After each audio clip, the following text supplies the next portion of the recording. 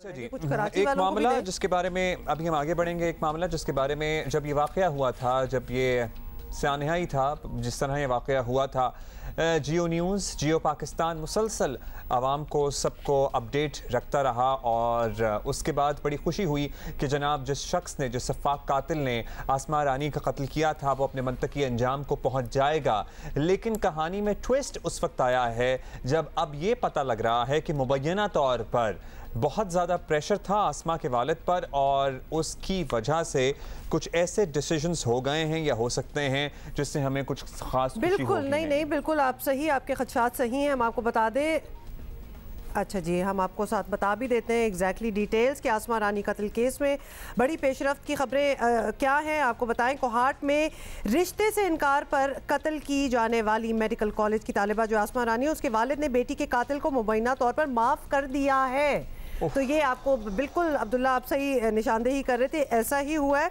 मुजाहिदुल आफरीदी ने 28 जनवरी 2018 को रिश्ते से इनकार पर आसमा को कत्ल कर दिया था। थोड़ी सी बैकग्राउंड, आसमा के वालिद गुलाम दस्तगीर ने अपने पैगाम में सजाए मौत पाने वाले मुजरिम मुजाहिदुल आफरीदी को बगैर किसी मुआवजे के माफ़ करने का ऐलान किया है।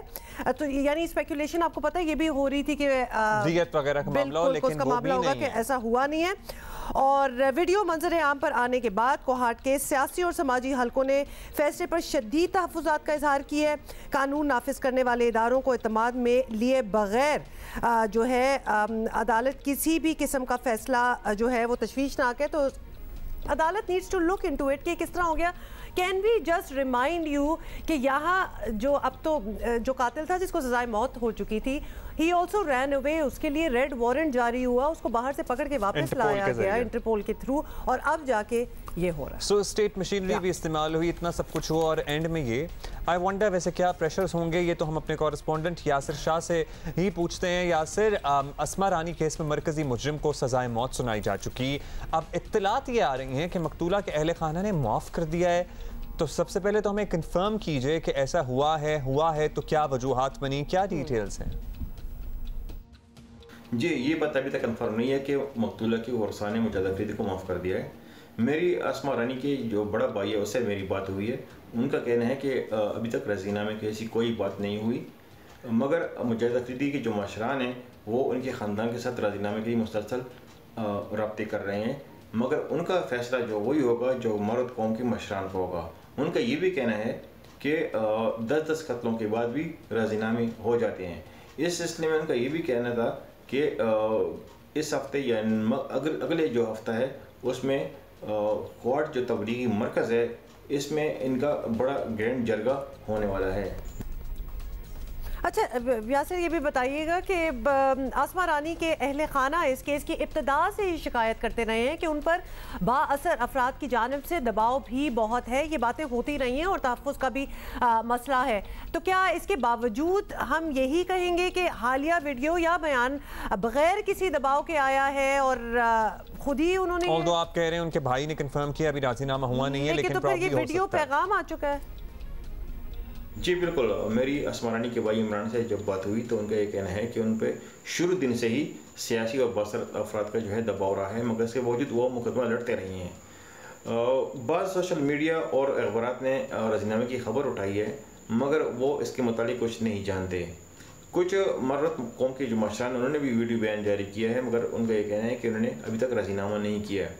इस सिलसिले में शायद कोहाट तबलीगी मरकज़ में एक ग्रैंड जरगा मुनक़िद हो जाए, मगर इसमें भी ये ज़रूरी नहीं कि राजीनामा हो जाए। उनका कहना है कि उन्होंने सब कुछ मर्द कौम के मशरान पर ये छोड़ा हुआ है कि वो क्या फ़ैसला करते हैं, राजीनामा करते हैं या नहीं करते। ये डिपेंड करते हैं मर्द कौम के जो मशरान हैं उन पर।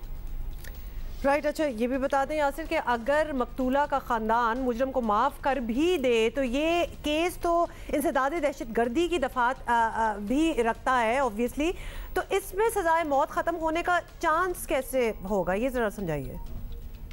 तकरीबन 1.5 साल कबल मुजाहिद अफरीदी के जो मशरान हैं उनने सुप्रीम कोर्ट में दरख्वास्त दी थी कि ये रिश्ते का तनाज़ा था और इससे दहशतगर्दी या 7T की जो दफ़ात हैं वो ख़त्म कर दी जाएँ। तो मौजूद अदालत ने जो दहशतगर्द या 7T की जो दफ़ात हैं वो इस मुकदमे से खारिज कर दी थी। तो अब अगर राजीनामा हो जाता है तो हुकूमत ये केस अज खुद नहीं लड़ सकती और मुजाहिद हफीज जो है वो आज़ाद हो जाएगा। सो अगर राजीनामा हो जाता है तो स्टेट भी बिल्कुल उसको उसकी माफीनामा जो होगा फिर वो इन दैट केस वो कबूल हो जाएगा और state can not have I have so much to say. क्योंकि अदालत ने इंसदाद दहशतगर्दी की दफात खत्म कर दी थी, सुप्रीम कोर्ट में इससे पहले वो दरखास्त दे चुके थे। मुजाहिद अफरीदी के अहले खाना ये रेड वारंट इंटरपोल और ये सब कुछ करने की फिर वो चला ही गया था तो जाने देते। पता है क्या होता है इसके जो असरात होते हैं ना साइकोलॉजिकल ऑन ओवरऑल सोसाइटी, ये इतने अच्छे नहीं होते बिकॉज दिन दिहाड़े इन ब्रॉड डे लाइट कोई इस तरह किसी लड़की को कत्ल कर दे और उस लड़की की वीडियो याद है आपको? बिल्कुल अच्छी, वो तो ऐसी रोंगटे खड़े कर देने वाली वीडियो थी कि जहां वो कुछ देर बाद चल बसी उसको यकीन था कि वो चली जाएगी इस दुनिया से, लेकिन वो जाने से पहले जो आखिरी चीज करना चाहती थी ना और कुछ नहीं किया, उसने ये बताया कि मुझ पे किसने हमला किया है। और उसके बावजूद ये 2-3 सालों में मतलब ये उसकी जजमेंट पास हो रही है कि उसको माफ कर दिया जाएगा। जजमेंट तो नहीं, मतलब है कि जाहिर है कि अपना असर और रसूख इस्तेमाल कर रहे हैं। The state should definitely play its role in this. हम तो इतना ही कह सकते हैं, आगे ऑब्वियसली जो होगा वो होगा।